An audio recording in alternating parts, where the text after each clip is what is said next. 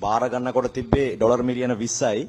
දැන් අම්මපා ඩොලර් මිලියන 6190ක් තියෙනවා කියලා දිවුරලම කිව්වා. ඇත්තද? ශ්‍රී ලංකා මහ බැංකුව සතුව තියෙන නිල සංචිත වත්කම් ප්‍රමාණය මම කියන්නම් මේ වෙලාවේ. 2024 සැප්තැම්බර් මාසයේ තිබුණා ඩොලර් බිලියන 5.99ක්. 24 ඔක්තෝබර් මාසයේ 6.47 ඩොලර් බිලියන. නොවැම්බර් මාසයේ 6.45 ඩොලර් බිලියන. දෙසැම්බර් මාසයේ 6.12 ඩොලර් බිලියන. ජනවාරි මාසයේ 6.06 ඩොලර් බිලියන. පෙබරවාරි මාසයේ 2025 පෙබරවාරි මාසයේ 6.08 ඩොලර් බිලියන. 2025 මාර්තු මාසය වෙනකොට ඩොලර් බිලියන 6.51යි. එනිසා මේක තමයි මහ බැංකුව විසින් නිල වශයෙන් ඉදිරිපත් කරපු සංඛ්‍යා ලේඛන.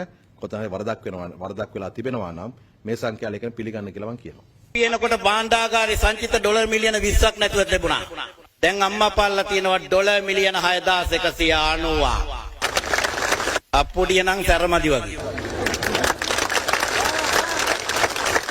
ඩොලර් මිලියන 20ක් නැති තැනක 6190ක් ගත්තට පස්සේ නිකන් උළු කැට දෙකක් තුනක් පහළට වැටෙන ගහන්න එපා හත් පිළව වේ ගාල්ලේ අපේ අප්පුඩියා.